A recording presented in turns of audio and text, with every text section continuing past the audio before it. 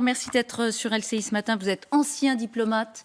On dit souvent de vous que vous êtes artisan de la fin de la guerre froide. Vous êtes écrivain. Et d'ailleurs, dans une semaine, vous publiez, on va voir la couverture, ne pas se précipiter pour l'instant. Ça sort dans une semaine. Poutine et l'Ukraine, les faces cachées aux éditions Ballant. Et je suis, vous savez, mon père était un très grand Ukrainien. Vous êtes russe et ukrainien. Mon père était vraiment ukrainien emblématique. Il était un grand héros de la guerre, de la Deuxième Guerre mondiale.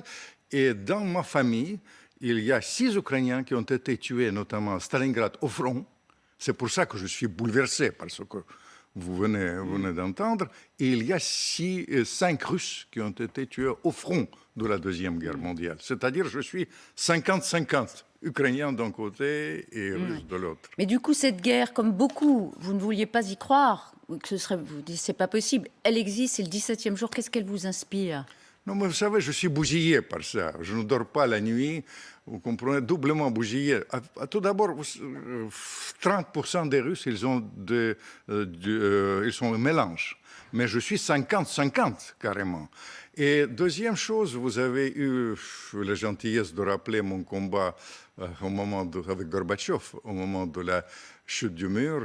Vous savez, on a fait tout pour l'élan de la liberté et pour construire la sécurité européenne. C'était construit.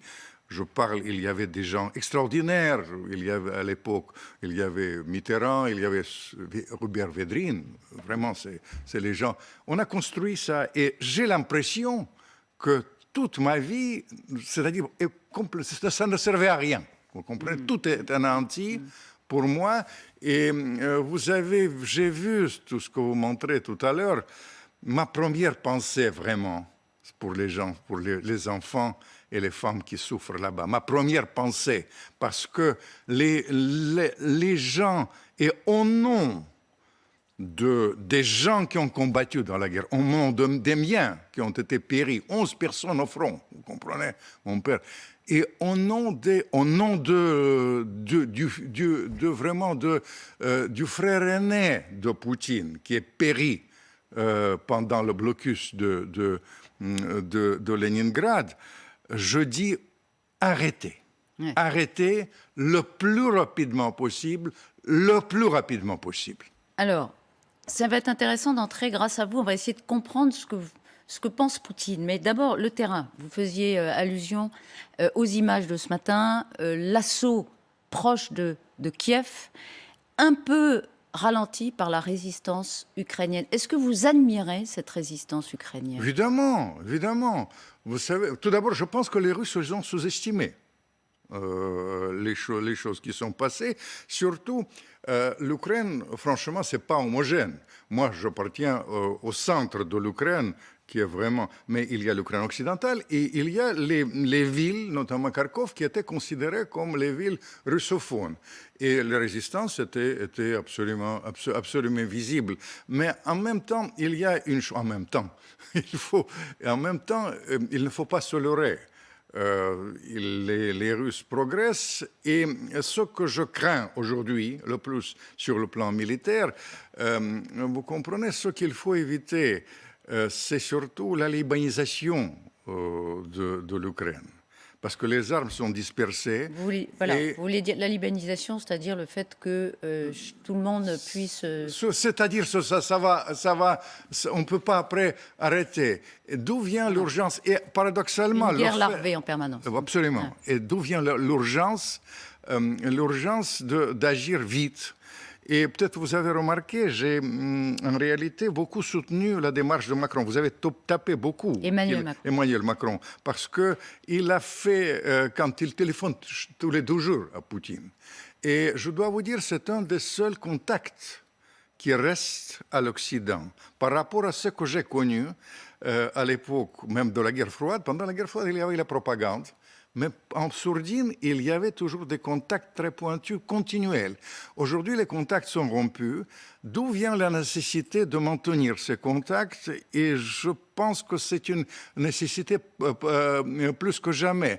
Parce que vous avez remarqué, il y a 2 jours encore une fois, le président ukrainien, il a parlé dans l'esprit de compromis. Il a utilisé le terme, le statut neutre. Notamment des territoires du Donbass. Hein. Donbass, mais au-delà de ça, statut neutre de l'Ukraine.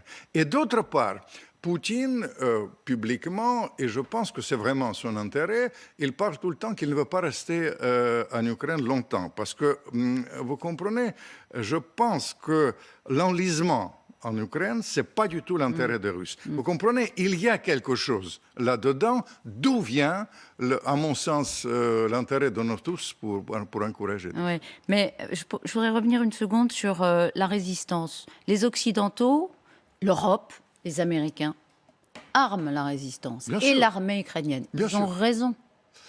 Vous savez, je vais vous dire, évidemment, il faut soutenir les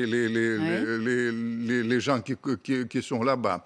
Et en même temps, encore une fois, en même temps, moi, je suis porté comme diplomate d'essayer d'arrêter le plus rapidement possible ça. Vous comprenez? Est-ce que c'est contre-productif, cette fourniture d'armes? Et aux États-Unis, les Américains, je crois que sur les 14 milliards qu'ils ont mis sur la table, il y en a presque 10 qui vont servir. Ça fait beaucoup d'argent pour les armes. Est-ce qu'ils ont raison? Ou est-ce que là, vous savez, ils font une erreur pour vous faites l'amalgame entre les Européens et les Américains. Oui. Je pense qu'il y a quand même une nuance là-dedans. Oui. Parce que, je vous ai raconté, je parle toutes les nuits avec les Américains. Comme je suis un des rares, peut-être un seul russe ukrainien qui est accepté à la télévision, on échange avec eux. Et ils me disent que maintenant, la tactique, c'est de transformer l'Ukraine en nouveau Afghanistan. Vous comprenez? Parce que de faire de l'Ukraine ce que l'Union soviétique a connu avec l'enlisement en Afghanistan. Je pense que c'est une chose dangereuse. L'autre jour, à la chaîne concurrente, j'ai entendu une phrase qui m'a blessé. Il y a un ambassadeur français qui a dit publiquement que l'OTAN, il va se battre à Kiev jusqu'au dernier Ukrainien. L'OTAN? L'OTAN, il va se battre, sa phrase exacte, l'OTAN va se battre à Kiev jusqu'au dernier Ukrainien. L'OTAN n'est pas engagée.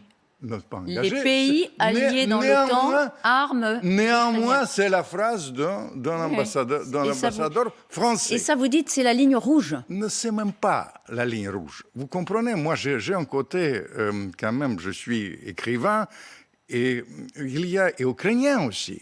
Vous savez, ce que je voudrais éviter dans le contexte actuel, c'est surtout les morts à l'infini. Mais il y en a beaucoup qui disent, M. Fedorovski, face à Poutine, oui. Et je voudrais que vous nous donniez votre avis, il n'y a que la force qui vaille. Il n'y a que la force qui vaille.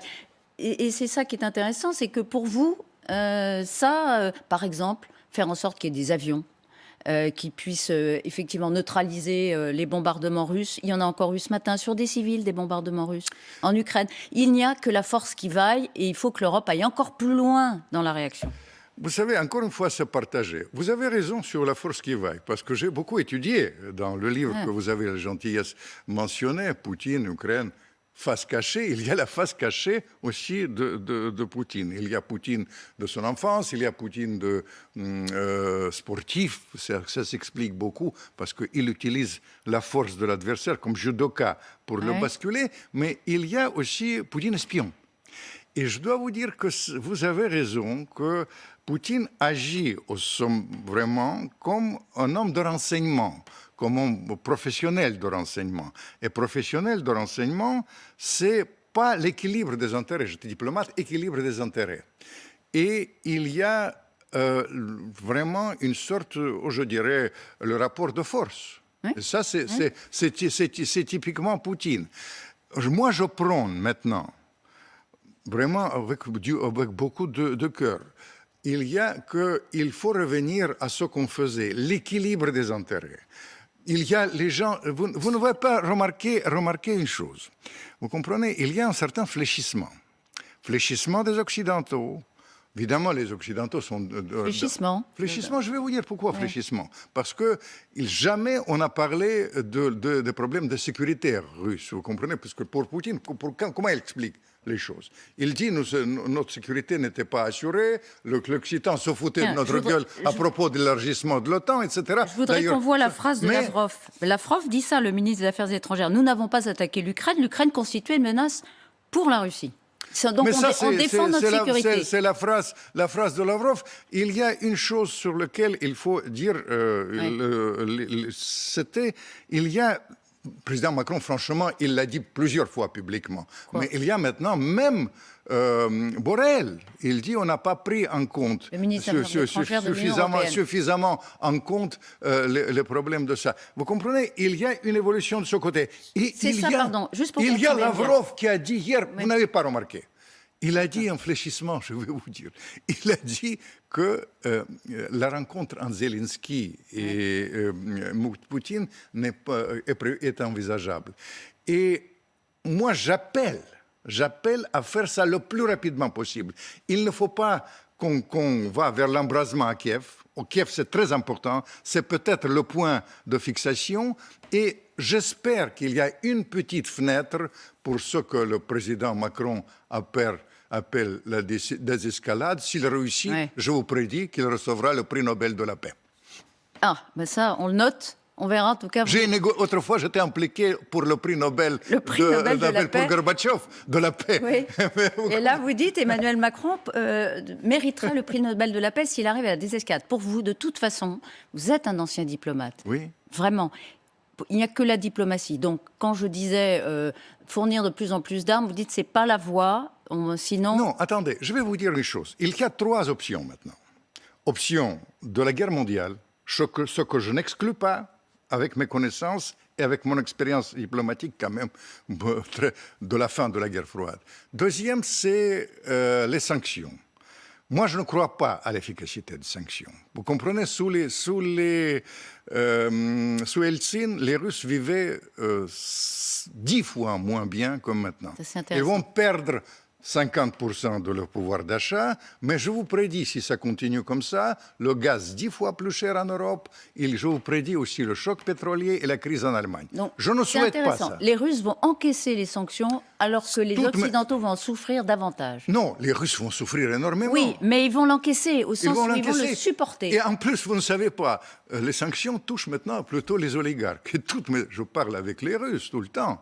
Ils sont ravis. Ils disent, enfin, ces voleurs, ils seront punis, ils seront spoliés par l'Occident, tant mieux. Vous êtes sûr que les Russes l'acceptent bien, ça? Vous êtes sûr que ça soude les Russes autour de Poutine, les sanctions? Est-ce qu'elles soudent? Mais c'est une illusion, vous comprenez? Vous pensez que les oligarques tiennent Poutine?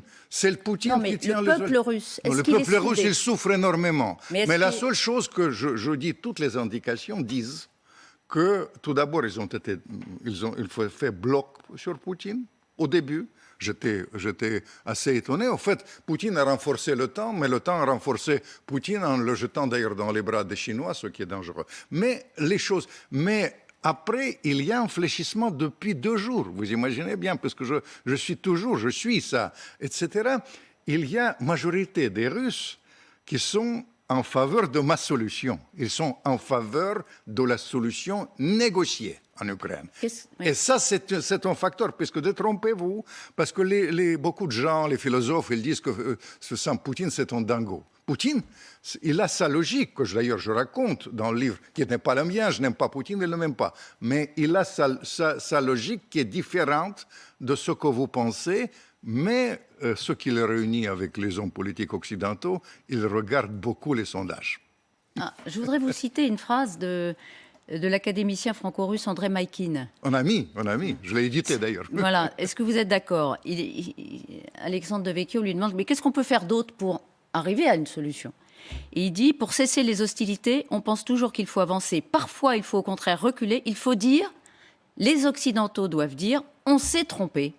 En 1992, après la chute du mur, on aurait dû effectivement dissoudre l'OTAN. Et il faut donner des gages de cette nature-là à Poutine. Est-ce que vous êtes d'accord? Vous savez, tout d'abord, Makin, je l'adore. D'autre part, je me suis permis de vous citer le plus grand ambassadeur américain, inventeur de la théorie d'endiguement, George Kennan, qui m'a dit que la plus grande erreur de l'Occident depuis Jésus-Christ, c'était le fait que quand la Russie était prête à entrer dans l'Occident, devenir l'Occident, elle était repoussée. Et quand on a spolié aussi la Russie, n'oubliez pas, la Russie à l'époque, il était 120 milliards de dollars par an sortaient dans les banques occidentales chaque année. Tout ça, les choses ne sont pas oubliées. L'inflation à l'époque était 2500%. Vous imaginez bien, quand vous parlez de l'efficacité de sanctions, il y a un ministre français qui parlait de la guerre économique, il va mettre la Russie au genou. Je lui conseille de relire, ou d'autres disent lire, Guerre et paix de Tolstoï, sinon mon livre qui s'appelle Poutine, Ukraine, face cachée. Je voudrais que vous nous aidiez à quand même comprendre quelque chose qui nous frappe depuis ces derniers jours, Monsieur Fedorovski. C'est quand même pourquoi les Russes en sont restés à l'ancien temps en ce qui concerne la propagande. Parce que Mariupol, je voudrais qu'on voit ce qu'a déclaré le ministre de la Défense russe. À moins qu'on se trompe, M. Konatchenkov dit « L'aviation russe n'a accompli aucune mission de destruction de cibles sur la maternité dans la région de Mariupol. La prétendue frappe aérienne est une mise en scène totale à des fins de provocation afin d'entretenir l'agitation anti-russe du public occidental. » Donc selon lui, ce sont aussi bien les Ukrainiens qui ont bombardé, manipulés par les Américains. D'abord, est-ce que c'est une thèse à laquelle vous croyez ? Et sinon... Vous savez, je ne crois à rien. J'étais diplomate très pointu et je suis censé quand même de mener des enquêtes sur ça. Vous comprenez? Ça, c'est les choses comme ça. Vous avez raison sur la propagande. Sur la propagande, c'est une chose, mais il y a un danger qui me perturbe depuis longtemps. Dans le monde d'aujourd'hui, il y a un mélange de la propagande et de la politique réelle. C'est-à-dire les gens mentent et croient leurs mensonges. Pendant la guerre froide, ça n'existait pas. Il y avait une différence entre la propagande et la politique réelle. À ce moment-là, je ne voudrais pas approfondir, mais si vous me permettez, lisez un jour un livre que j'ai écrit qui s'appelle « Le roman de la manipulation ». Et surtout pendant la guerre, il y a tellement de choses qui sont... Il faut être très pointu et très, très, très prudent. Mais encore une fois, vous avez absolument raison que la propagande est... Mais ce que vous dites est intéressant. Vous dites qu'on est passé d'une propagande assumée à une forme de réalité parallèle. Si on croit à la propagande, c'est qu'on est dans une réalité parallèle. Mais évidemment. Et il est possible que les Russes le soient.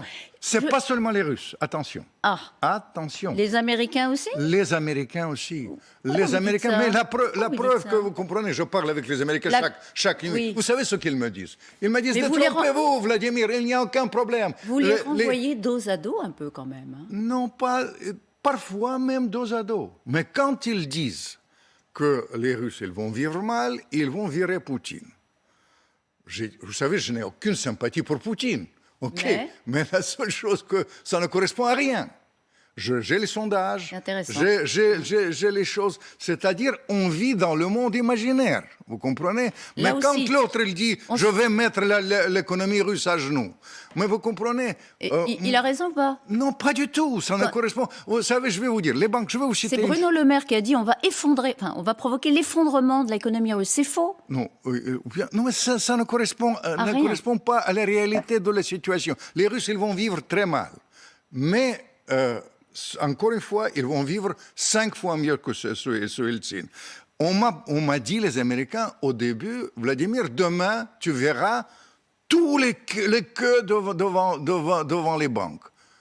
Il n'y a pas de queue. Et tous les jours, je vous signale, tous les jours, 1 million de comptes dans les banques chinoises. Tous les jours, à la place de boutique Chanel, je ne sais pas, il y a les Turcs, les Chinois qui ouvrent.